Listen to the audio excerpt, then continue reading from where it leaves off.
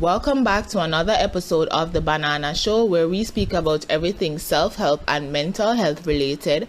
I'm your host, Anna Banana, and today we're going to talk to Alex and his partner about web designing. This is the third episode of the Young Business Owner series, and this series is aimed to inspire and inform about how to start a business, everything in between that, as well as mental health related to business. So stay tuned as they're going to be on shortly. Remember to like, subscribe, and share. And there won't be a video for this episode, but I'm still going to upload it anyway because, I'm not recording where I normally record today. I'm using my phone, back to basics, So without further ado, I'm going to go ahead and get into the interview. But remember to like, share, and subscribe. And if you're listening on Apple Podcasts, leave a review. You know the gist. So without further ado, we're going to go ahead and get into the interview. So I want to welcome you, Cryptopher and Defri, for joining us on the Young Business Owner series, episode 3, because this is the third episode. We have been trying to get you on for a long time, and finally we are here. So I am grateful for that. So I just want to go ahead and introduce your business and tell us a little of how it started. Well, I guess I'll go ahead and start. So my business is Wonder Web Development. I do web design, I do blogging, commercial creation, video creation, all sorts of stuff. Basically, whatever my clients need, I will go ahead and take care of that stuff for them. The way that I got started, basically, my mom and my sister opened up a little shop where they did baby resale stuff. And at the time, they needed a website and didn't have the money to actually do it. So I decided to take on that task. I had never done it before. So I just learned how to do it all by myself and built that site for them. And then from there, I started getting other recommendations and kind of started diving in a little bit deeper with Fry.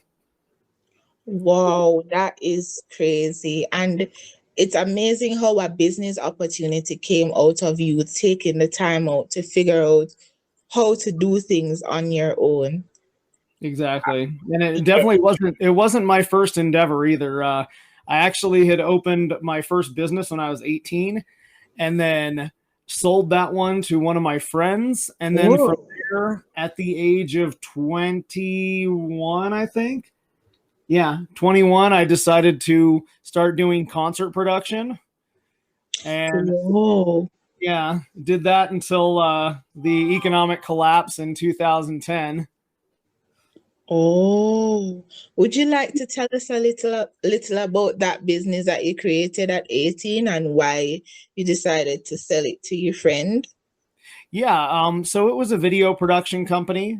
We were filming skate videos, and I just got kind of bored with doing it. I got kind of bored with the people that were around me, and at that point, I had already started my concert production. And so I just sold it to him so he could take over everything. And we had released our first film at that point. But yeah, I was just kind of over it and ready to move on to something new. Oh, so I have a very important question. With all the knowledge that you have gained at the age of 18, did you realize that when you were starting this specific business, that some of the information rolled over? That's a little hard to say. I mean, I guess I've always been kind of entrepreneurial in that aspect, but I really don't think that too much of that really rolled over. It was a very different world. But once I got into concert production, that's actually how I met Fry for the first time. Congrats though, because it takes a bit of a resilience to know that to start a business and know that, okay, this is not for me anymore and move on. Exactly. So what are some of the obstacles you face while trying to learn everything from the beginning all over again? Fry, do you want to take this? I guess she's starting with you, though. I think you're telling your perspective first, right? Yeah, We've got pretty similar stories in a lot of ways, though. it's Could you okay. Well, yeah. Do you want me to continue, or do you want him to? go ahead and continue, and then I'll tell my version next. Yeah. That Gotcha. sounds good. So go. What was the question again? The question was, what was the question? I lost my thought process. I'm sorry about that. I think the question was, what obstacles did you encounter while building from the ground up? Well, from the first one, definitely finances were an issue. I've had a lot of trouble in the past whenever I try and actually build a business with another person. I usually end up being the one who's a lot more dedicated and a lot better financially with things. So I've had a lot of struggles with working with other people in the past. So it's a constant battle to relearn to trust someone again. Wow. Because it's like every time that I do it, I'm always like, it's like loaning someone money. You're like, well, that was a mistake. I should never do that again. Find yourself doing it again, and you're like, what the hell is wrong with me? Why did I do that again? It's a Trust great me. way to lose friends. Yeah, it's a great way to find out the real ones too. To find out the ones that will actually pay you back $10. Trust me, I understand. You want to go ahead and answer the question, Defri? Yeah, like some of the obstacles I've had. Well, my story's I guess similar in some ways because we got started in similar industries. So my first business that I ever started marketing was raves. I used to basically host entertainment events, some legal, some on the fringe of being legal, but did the best I could to get permits and so forth. And that was back when I was 17. And my real first brush with marketing, just realizing how to make something look good on a flyer, how to get people to attend an event, so on and so forth. And at one point, me and Alex were actually competitors.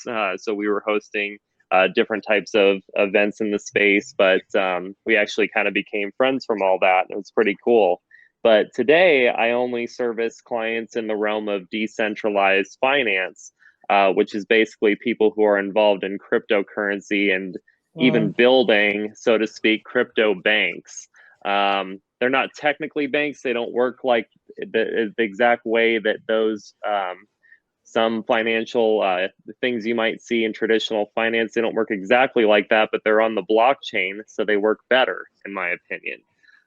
Anything you can do with banking, from lending and borrowing to insurance, they have a DeFi, decentralized finance version of it. And it's better than what I think is offered in the traditional markets, which is why I've gravitated to that. And also in recent days, Alex has taken an interest in that as well. Just kind of seeing what I'm doing, the kind of clients I'm working with, and the kind of profits and success you can create for yourself working in the space. So I guess to come back to your question about obstacles and things like that, I'd say a big part of it is being misled by people who want to waste your time with this or that. And it's amazing how ripe for fraud just our economic, just what it is to be a business person, I think, in America today, and just the ethical issues you deal with on a daily basis, not to mention post-COVID. I mean, they were there pre-COVID, but post-COVID, I just told myself, I have to be in this for the passion, or I can't overcome the difficult days. I can't deal with the down days when the markets aren't looking good. Unless I really believe in what I'm doing. And that's why, this is the only market I service now. Wow. So you try to keep like a tunnel vision on it to ensure that you don't have to pay attention to too much things that will lead you astray. Yeah, in a sense, it's just very much being focused on what makes sense and having an open mind for sure, but not letting people lead you to this thing or that thing is going to be the thing that's going to, make it work for you. It's like if I know I'm going the right direction, I feel like I'm just waiting for it to come to me, whatever it is that I'm trying to reach. The goal, it could be I want to reach this number, or I want to achieve this goal or work with this person or do this thing. It's like once I know that I'm doing something I'm passionate about and I'm working towards it every day, I also just kind of feel like I'm waiting for it to land on my plate, so to speak. And you don't feel the same when you're chasing something that isn't meaningful to you. Yeah, that is so true. That is so true. Since COVID, how do you manage to stay motivated? I know you mentioned that you have to have a passion for what you're doing, but otherwise, how do you both stay motivated to commit to your business? I have two things in front of me when I walk downstairs every day. I have my laptop and my computer set up for crypto, and I have my Peloton that I work out on. And those are the two things that keep me motivated every day. I have that or the other thing to work on. And if I can't keep myself busy with one, I keep myself busy with the other. And if I keep it that simple, then I'll be successful. Oh, that's actually a great way to put it. You don't keep clutter in your space to distract you from what is actually important, and you allow yourself to have options, and you give yourself time to have options. So I think that is something that I should apply to myself as well. So thank you for that information. And tell us a little bit more about cryptocurrency, because I know I've been hearing it and also the word Bitcoin, but I haven't taken the time out to understand all of that. So you can tell us a little bit more about that in the simplest way so that my listeners can understand. Sure. So I think a lot of people are starting to understand cryptocurrency in terms of Bitcoin. And the use case there is usually coming from the scarcity argument. It's that there's only so much Bitcoin because of the energy consumption and need to mine additional Bitcoin. There's only so much Bitcoin. So theoretically, as the demand increases and there's less Bitcoin, the price goes up. And you also have an asset that is decentralized, can't be taken from you by anyone, as long as you keep your private keys secure. And Bitcoin was enough for quite some time. But the issue was when you saw the rise and fall in 2018 and all this different price action that's been crazy with cryptocurrencies. The problem is, and Vitalik Buterin from Ethereum said it best. He said, we're going to see, it was basically, he said something to the effect of, have we earned it yet? Like everything looks so great, but have we earned it yet? Like, is the technology there? Like, are we actually ready for this wave that's come to us? And it wasn't. And there was a huge drop off in both Ethereum and Bitcoin around that time, 2018, because the technology wasn't quite there. Flash forward to today, you have an institutional investment because the technology is there. You have companies like MicroStrategy finally coming to the table and saying, we want to invest in Bitcoin and Ethereum. And it's because not just what's happening with Bitcoin, but what's happening with smart contracts built on Ethereum. So if you understand Bitcoin and you understand, the fact that you have a secure cryptocurrency and what it kind of means in that sense, what I think of Ethereum as is like a network. People have called Bitcoin gold and Ethereum silver, but I don't really think that's a fair comparison because there's so much more you can do with Ethereum than you can do with Bitcoin. These basically financial technologies, protocols, are able to replicate the actions of banks by building cryptocurrencies on top of Ethereum in decentralized finance. Some good examples are compound finance, Uniswap, and they basically just offer these different utilities of people to maybe earn interest on their money like they would in a bank, but better interest than they could ever earn in a bank. Being able to lend and borrow without the same KYC, know your customer conditions as traditional banking. There's just a lot that decentralized finance offers, and the space is growing. It's still very small in terms of people actually understanding what it is. So it has so much space to grow. And that's why I think the smartest thing people can do if they believe in that use case and they don't want to spend 24/7 on it like me, buy Ethereum. That's my pitch. Okay.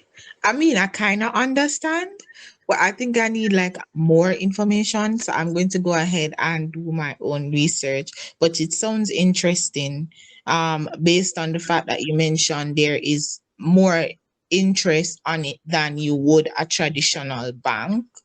So Correct. You're talking like, whereas you could get 0.05% APY with a traditional savings account, yeah. in a standard stable coin, like, something from Yearn, you could earn at least 5%. And at one point, Yearn vaults were earning like 50% APY. And even if you're willing to go a little bit more risky or go with some of the other types of protocols out there, you can stake and earn as much as like 100% APY. I'm currently working with a protocol called Shared Stake, which is essentially a place for you to stake Ethereum, and you can earn double the rewards and with half the fees as some of the other protocols that are available in the ETH 2.0 staking space. So if you believe in Ethereum and you want to stake Ethereum, there's places to do it. And the APYs are just so much greater than what you'd ever get in a bank. Wow. It's also, because it's not well known, the best time to be invested, if you believe in it, would be right now, because it does pay off. I think I saw something on social media with someone getting rich off of Bitcoin. Yeah, I saw them getting rich off of Bitcoin. And I know you shouldn't really invest because you believe that that's the same result that you're going to get immediately. But if it's something that you believe in, then why not? I would Yes, say, the most important thing when it comes to investing with anything, of course, but with cryptocurrency specifically, Yeah. is first knowing what it is you're investing in. Because, like Fry had talked about previously on another episode that we were on another podcast, because of there was essentially very little use case when Bitcoin first started. It was pretty much just traded around for fun. It was worth basically nothing. And then even up to the point when it started gaining notoriety, it basically had no use case. And even up until the day we are talking right now, there's still very little use case for it in the grand scheme of, standard money. But what's happening now is all of these projects that are being built are beginning to give all of these currencies an actual use case, especially because of the decentralized financial market that is being built on Ethereum. For people who don't know, Bitcoin is more of a currency itself, just like, the dollar, Okay. versus Ethereum is, I usually like to describe Ethereum as a country, basically, where you have different businesses built inside that country. And so because of that, the Ethereum, like, which is referred to as ETH, that's actually like the currency that you would have to use inside that country to work with any of these banks or any of these insurance companies or any of these other financial institutions that are being built inside that country. So that's the big difference between the two biggest ones, of course, which are Bitcoin and Ethereum. And then you have probably at this point many, many thousands of projects just built on Ethereum alone. So if somebody is going to invest, the first thing they should do, of course, is understand the difference between those two platforms. And if they get a little more involved, just make sure to really research the project and, find a use case for it. Okay. So in simpler terms, even though it's not exactly that, but in simpler terms, it's like having the Jamaican dollar that you can use in Jamaica and then having your US dollar that basically can be used anywhere in the Caribbean, because some places or most places here, they still, like, if you don't have Jamaican dollars on you, they don't mind taking the US dollar. Mm-hmm. So I'm understanding that it's like that, right? Yeah, and the great thing about something like Bitcoin is it's a world currency essentially. So anyone can use it anywhere as long as it's not illegal in that country. And then, that's then, you just got to decide whether or not you're going to follow that rule. But Okay. for the most part, there's not many like restrictions that make it illegal to use. For the most part, it is a usable currency that can be basically instantaneously transferred between people. And you don't have any holding periods. You don't have huge fees that are taken out of it, like a lot of other currencies. If you were trying to exchange, like, if I was trying to send someone some, some US dollars, like even on PayPal, when I try and send You someone take like, a fee. yeah, and not only that, but sometimes it'll take like 6 days for them to get the money out, it's like, Yeah. and now like I get grumpy if it takes 6 minutes to send money to someone.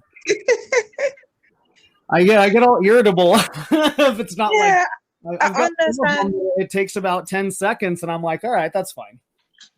Yeah, I understand because like out here, like my brother, he uses PayPal because he works online, so he doesn't really earn Jamaican dollars, he earns in US. So in order for it to get to his Jamaican bank account, he'll have to send it from PayPal to the Jamaican account, which means it won't be available for usage until like 3 to 4 days. Yeah. Yeah, and that's not fair. And Yeah, you have to get like, usually I think PayPal takes like what, a 6% fee just for, when I'm transfer. swapping between like, American clients, they take a 6% fee. So, I don't know if they add additional stuff on top of that when you're actually like doing currency exchange and stuff like that as well. Wow. Well, thank you for letting me understand because I meant to go and do my research, but I just haven't got onto it. So I'm going to take up myself on doing the research since now I have people that are very well informed on Bitcoin.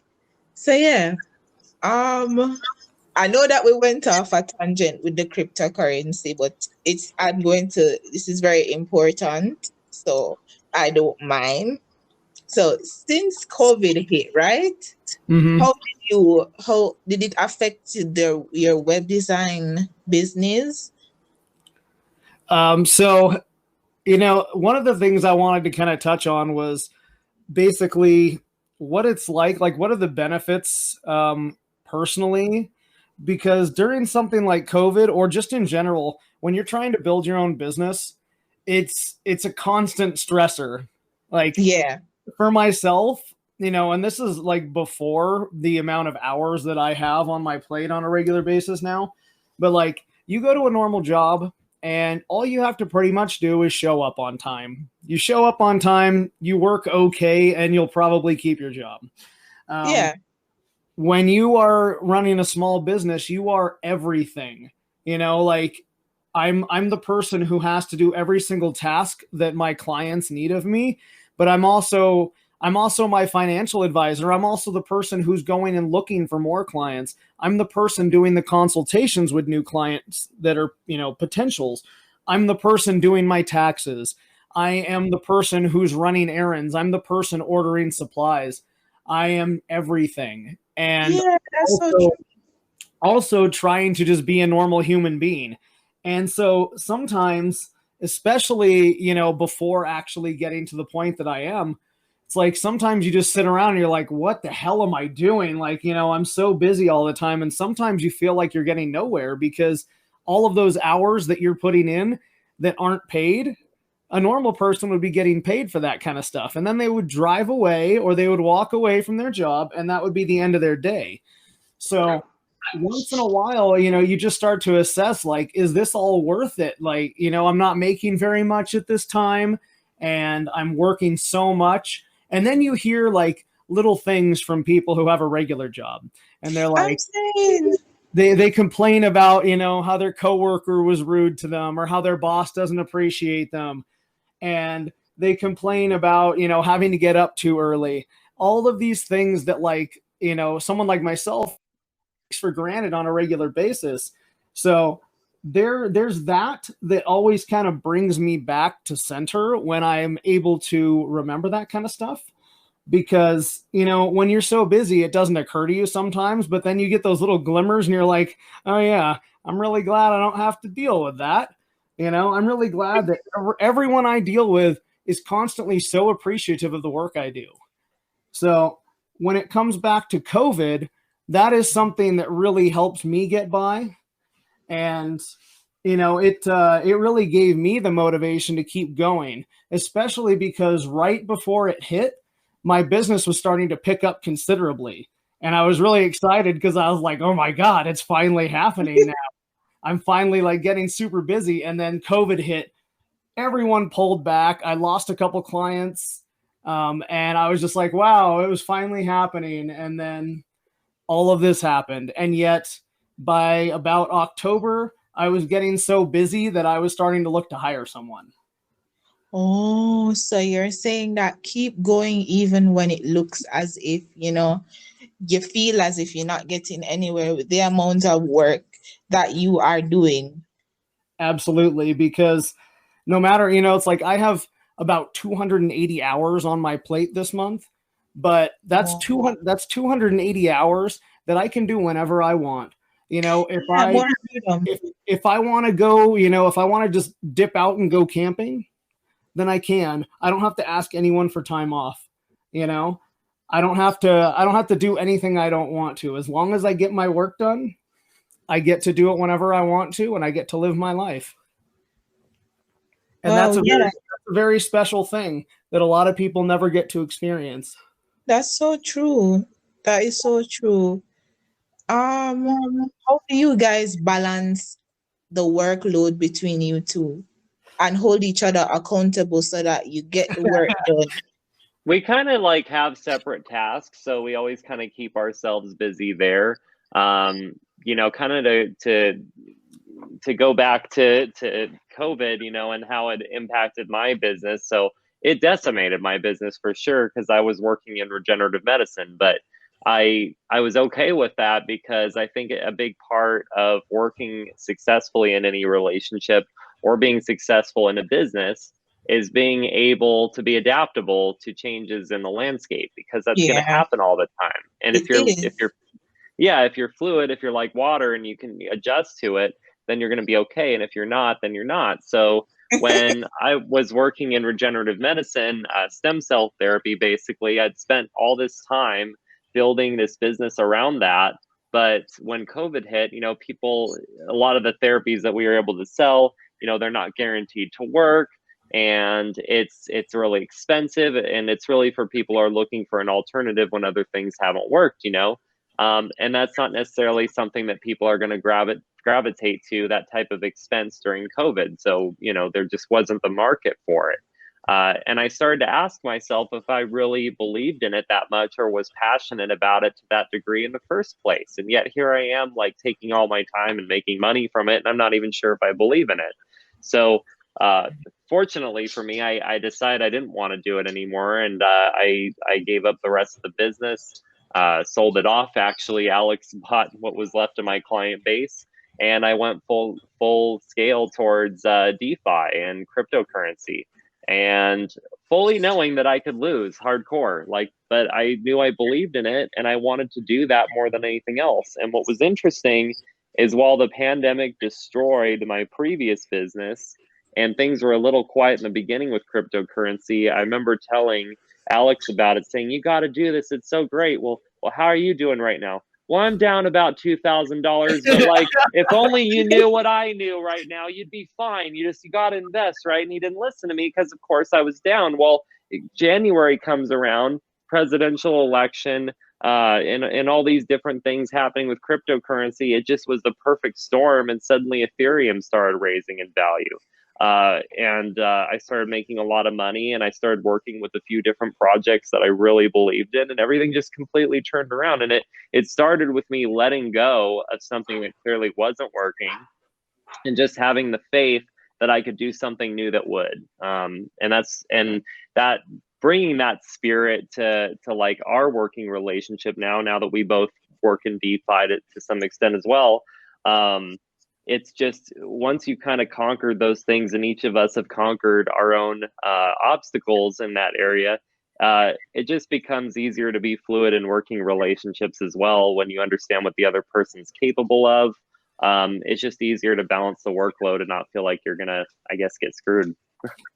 And I think another really, really important thing too, and like Fry and I have known each other for 14 years probably now, I think.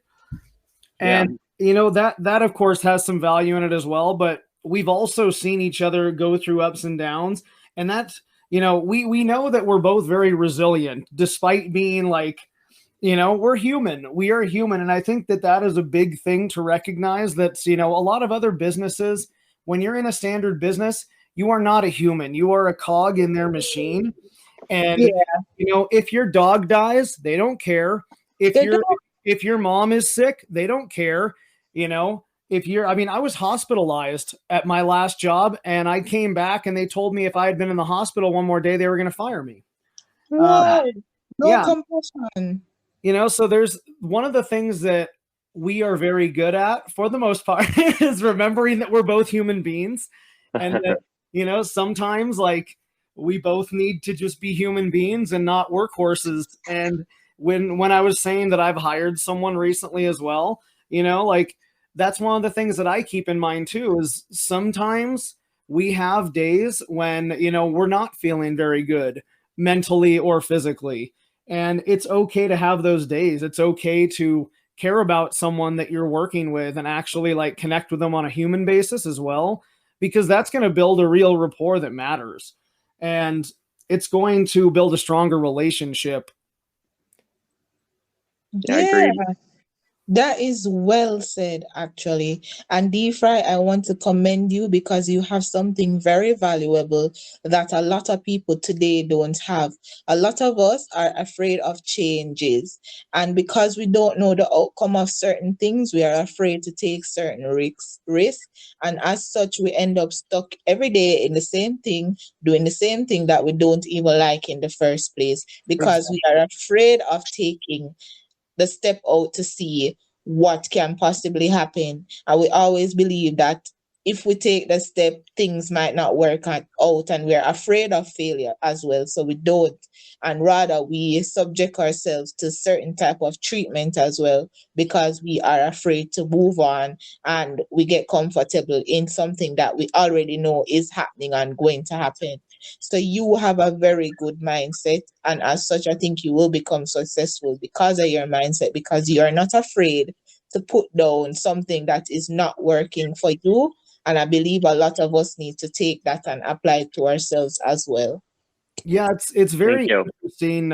It's very interesting how like we could actually get so comfortable in something that we absolutely can't stand, and it makes us miserable all the time. It's like it's so easy to just sit there and rot, basically, and like never try to like make anything happen, because it's very frightening to take on all the responsibilities that normally you can just walk into a business and be like, here, take care of everything for me, you know?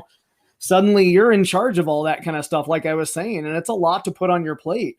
It is. It is. And I think a lot of us are like a lot of people are afraid, as silly as it sounds, a lot of people are afraid of the outcome of anything, and that holds them back a lot. So they just think that everything that they try is going to fail anyway. So they fear giving up what they already know is happening to them for something that they don't know will happen to them. Yeah.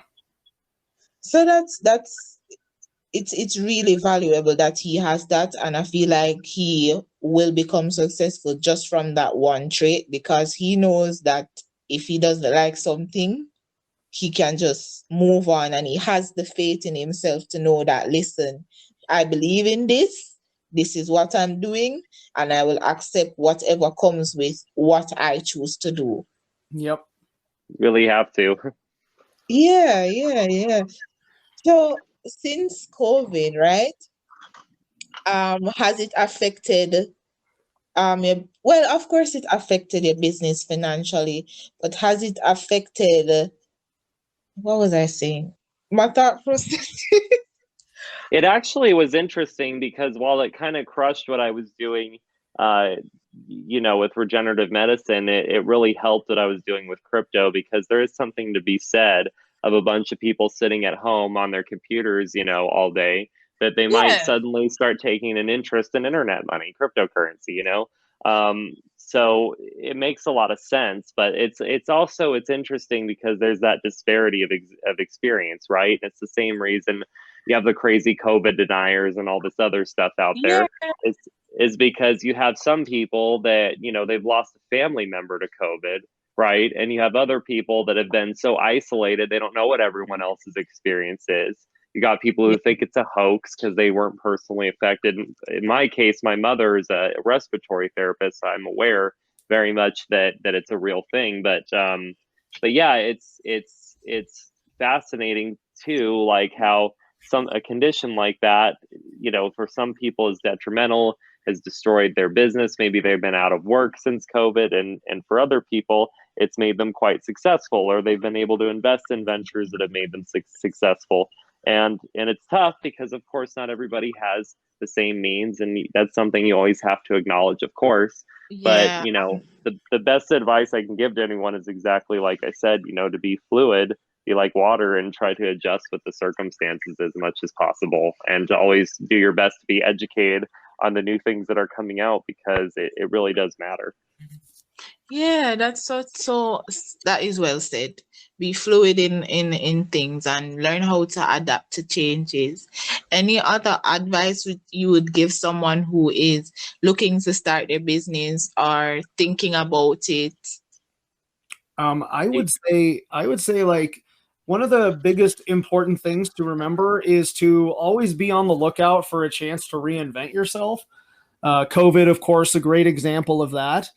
When you're in business for yourself or just in general, you know, trying to see past the hardships and the negativity that arise, because it will happen. You need to be on the fly and ready to be open to new things. Be ready to, you know, take those opportunities, the really tough ones, when you're down and out, and just be ready to look for something new. You know, it's like if COVID comes along and you lose your job, you know, working at a restaurant, use that time to completely reinvent yourself, do something different, make that time that, you know, put that effort into when you have that time, because you've already been forcibly removed from what you're comfortable from. That's the perfect time to use that as a jumping off point to do something completely new and completely scary. Yeah, Yeah. and I would say I would add to that. My answer would be to always sharpen the skills that you can do for yourself for free. For example, writing. If you're a good writer, that I swear is like 90% of anything.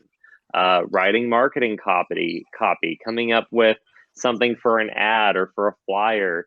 All this requires knowing what's going to catch someone's eye, what's going to be understood, and what's going to deliver a story or send a message that's compelling to someone.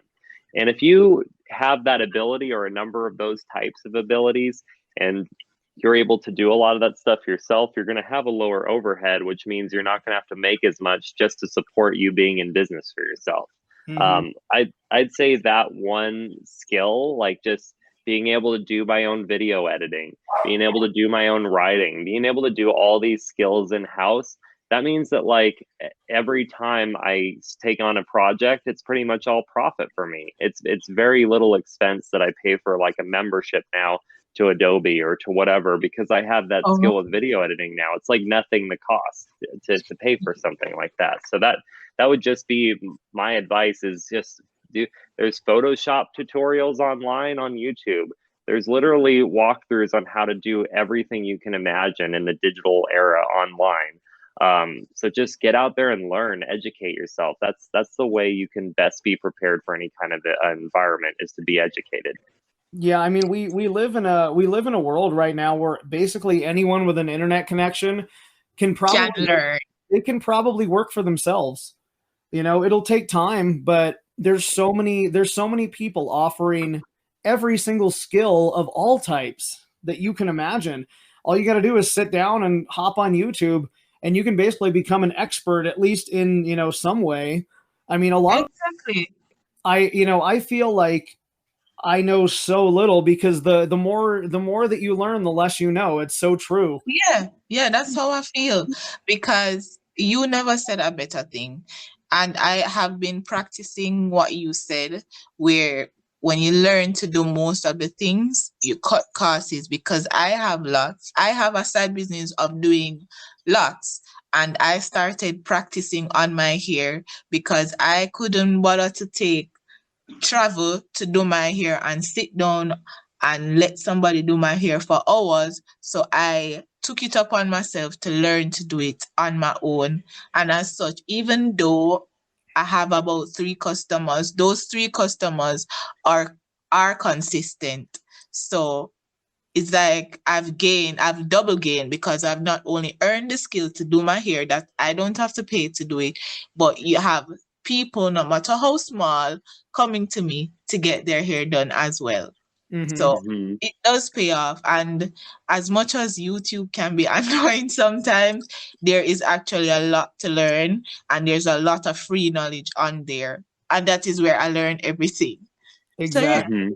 Yeah, and actually that brings up a really good point too, because Fry and I recently started our own podcast about, I'm going to guess about 3 months ago now. We've only actually been doing it on YouTube, so it's been a way to really, I know for myself, it's been a way to really sharpen a lot of my editing skills, because every time I edit one of our episodes, I try and do something a little bit beyond what I did before. Mm-hmm. I've gotten previously, before really starting to do the podcast, I really didn't have too much video editing experience. And now, just in the last like 3 months, I've been able to pick up, like I've made commercials, I've made instructional videos, I've made walkthroughs now, just because the more familiar I get with it, the more I feel like I can do. And then I want to start doing more things that I've seen. More things on other podcasts and YouTube channels and things like that. So just forcing myself to take on another endeavor related to my own business has actually allowed me to do more for my other clients as well.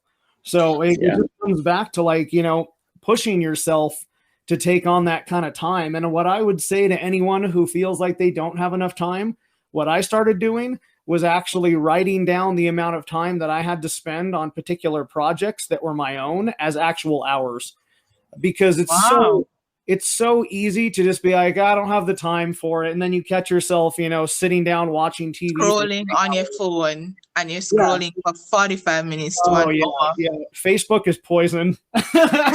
It eats up so much time. Yeah, that's why I deleted mine. Yeah. I think, to be honest, Facebook has helped me in so much way in terms of my podcast than any other social media, and Instagram than any other social media. So I won't say it's that bad, because it does help in some areas, but you just have to learn how to take the accountability not to sit and scroll. And that's actually very hard when we all are walking around with handheld devices and we have to spend majority of our time inside these days. Yep. Absolutely.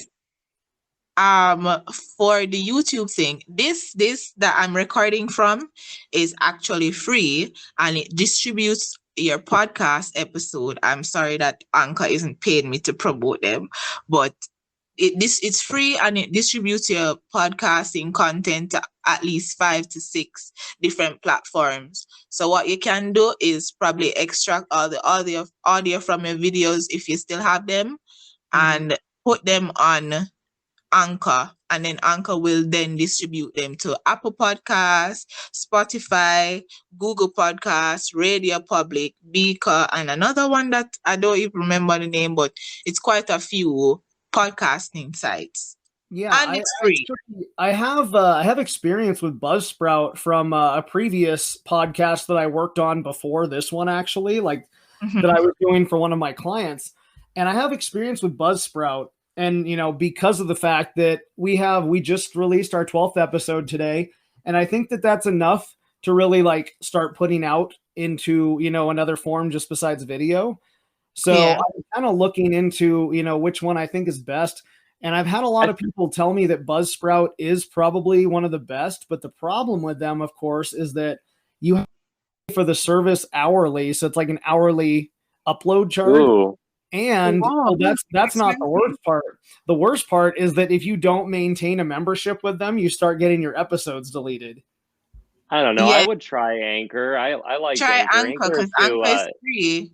and it Anchor, tools. It has other tools that you can use, like if you want background music and stuff like that. And you can actually save all your recordings until you feel like you want to upload them. However, I don't edit on Anchor because I haven't figured out how to edit. So I just use Audacity because I feel like Audacity is very user friendly in that department. But Anchor it's really easy to use. Like you just upload the video file basically that you'd upload to YouTube. It'll extract the audio, and then you can. There's a setting in there where you can distribute to Spotify and all the regular ones. And like she mentioned, it's free. So I would definitely suggest Anchor. I think we should try it. Yeah, I think you should. It's a cheaper alternatives, and your episodes will be there forever unless you feel like you want to delete it. And since you're located in the US, if you constantly promote them, once you reach a certain amount of episodes, I think you can get money from just saying you recorded with Anchor and stuff like that. It's not a course, but you still get a change from it. Yeah, we got a number of episodes to start with too, so that's nice. Yeah. So as long as you have the videos in your computer and haven't yet deleted them, I think you should try Anchor. Yeah, I'll probably give that a go. Oh, and it shows you statistics and everything, how much people listen and from what country and which app they used to listen and stuff like that. Nice. Yeah, that sounds nice. So yeah. Anchor is a free way to start a podcast. So I'm actually grateful because I started my podcast with Anchor and I covered it while just having a phone that was basically faulty. It's just that the equipment that I use to record my podcast at this very moment is not available. So I come back to the basics by using my phone. But let me tell you, Are you still there? She might be coming back in a second. What an odd time for it to cut out. Well, well, DeFi Expectations is our podcast, by the way. Yep, spelled DEFI Expectations. Yes. DeFi Expectations. Yeah, I'm basically on that, because of the fact that we're both in the decentralized finance and cryptocurrency industry. We talk with different protocol developers, and protocol is basically the easiest translation for that would probably be calling it company, technically, even though that's, of course, not what it is. It's decentralized, but... I'm sorry, something happened and it disconnected. No problem. He had to get going anyways because he had something to do at 5, so I can finish up with you. Okay, that's okay.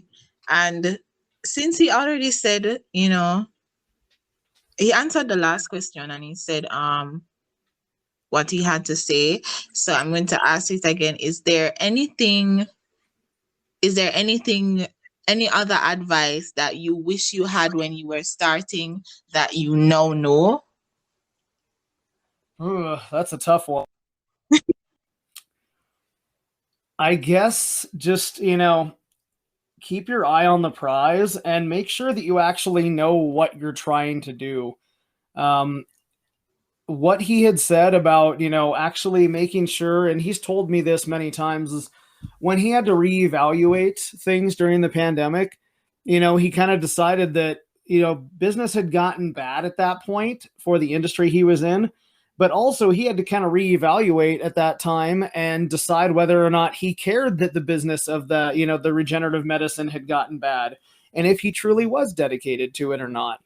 And that is why he, totally made that full immersion into cryptocurrency and decentralized finance, because it was something that he was passionate about. And I know personally, when I was throwing concerts, it was something that I heavily believed in to my core. I did so much. I tried so hard and I put myself through absolute hell because I actually believed extremely in what I was doing. almost to the point of it being like, you know, if I was like a prophet in a religion or something like that. And it's like, this is what I have to do. I don't care who's standing in my way. You know, it's like, I don't care if I'm breaking a law, if the law is wrong. You know, there's plenty of laws that are set by people who don't care about your rights or don't care about you and will do whatever they want. And they, you know, they're the ones in power. So they make laws. And just because a law exists, it doesn't mean that it's right. Now, That's of course, so true. there's plenty of them that, you know, are pretty well based in like morality of some kind. But, you know, when you believe in something to a certain extent, you need to push forward with that however you can, because it's important to be true to yourself. That's something that I lost for quite a long time. And when starting to get back into cryptocurrency on a more full-time basis, I found that again. When I was, you know, the first month that I was really heavily getting into it, I couldn't stop talking about it all the time, to the point where I felt like I had to apologize to people because I'm like, I know I'm just rambling right now. You know, I'm like apologizing to my girlfriend. I'm like, I'm sorry, I talk about this all the time. Just forgive me and listen to me. Like, but it was like I found something I was truly passionate about again. And it's like when you're in the business of marketing, sometimes, you know, you have to, you're working with people that you might not necessarily like not fully agree with, or, you know, I mean, a lot of my clients, I work with people of different political beliefs and different religious beliefs. I get along with all of them very well, and actually on a very personal basis where I really care about all of my clients. I care about what I'm doing for them. And like I said, you know, being in the position I am able to be aware that I am a human being, that they are human beings too. You know, they might have many millions of dollars and they might be very successful, but sometimes they have problems just like any other person, and they, you know, will confide in me just on a person by person basis. And I think that's also a really unique relationship, because sometimes if I'm having a bad day or something's wrong, I can tell them, I'm like, you know, I'm just having a really bad bout of depression today. And, you know, let's reschedule our call for another time, you know, and they'll do the same to me. And I think that's a really, really good way to work with people too, because it really like keeps things honest, and it really does build that rapport. You know, so even though like I might not be passionate about like the particular business they're in, I am still passionate in general about my customers, and I'm passionate about doing good work. But when it comes to being truly passionate about something, I'm really happy because I've been able to find that again in the cryptocurrency and decentralized finance world. And it's really, really hard to find something that you're truly passionate about that can actually, you know, get you up in the morning. And yeah, I have a huge amount of work to do, but I'm excited to do it, you know, and that's Yeah. important too. Yeah, thank you for that. And I do appreciate that. And you have said you have to be excited about what you really want to do to really push forward. So Mm-hmm. that does make a lot of sense. And as such, I won't keep you any longer, but I want to thank you for giving me your time today. And Defri, even though he's not here at the moment, I want to thank him for me for being here and letting us know all this information, because time is money and money is time. So, Absolutely. yes, I'm grateful, and I hope we will see you again in another podcast episode. I hope so too. And hopefully, if anyone is interested in checking out more about cryptocurrency and decentralized finance, I can just tell you right now, there's a lot of stuff to learn, and it's pretty crazy. So if you want to come over and check out our podcast, we try and keep things pretty fun on a regular basis. You know, come on over and see if you can learn a little something and hopefully get involved. Yes, I'm going to put all the information in the description box. So it's going to be pretty easy to find the podcast and listen to the podcast if you're interested in cryptocurrency. So, yeah. Well, thank you very much for having me. I'm glad we finally were able to make this happen. Thank you as well. You go ahead and have a great day. What time is it over there? It is 5:15 p.m. Oh, it's 7 here. Yeah, that's what I thought. Yeah, I don't even know like in what direction Jamaica is for me, but when you were saying that it's only 2 hours, I'm like, I should probably try and go to Jamaica. Yeah. It can't be that far away if we're pretty close in time zones. Yeah, we're pretty close, which is great because I've worked with people from England that is some crazy time zone, like 6 hours ahead or 7 hours ahead. Yeah, the hardest episode that we ever actually did was trying to interview someone from Australia. That was very, very hard. I think that they're 14 hours or something like that, or 10 hours ahead of us. Yeah, I had somebody from Australia too, but when he was awake, it was like 3 in the morning or somewhere there. Yeah, and I was able that's to easier for record. us for sure. We had to get him up at like 7 in the morning his time on a Saturday to like make it all work for us. Yeah. But congrats on everything, and I'll definitely check out the podcast. I'll put all the description in the the show notes and stuff. So Awesome. I'll talk to you later, and I want to thank you again for coming. Absolutely. Thank you again. You have a great one. Have a great one as well. Bye. Bye.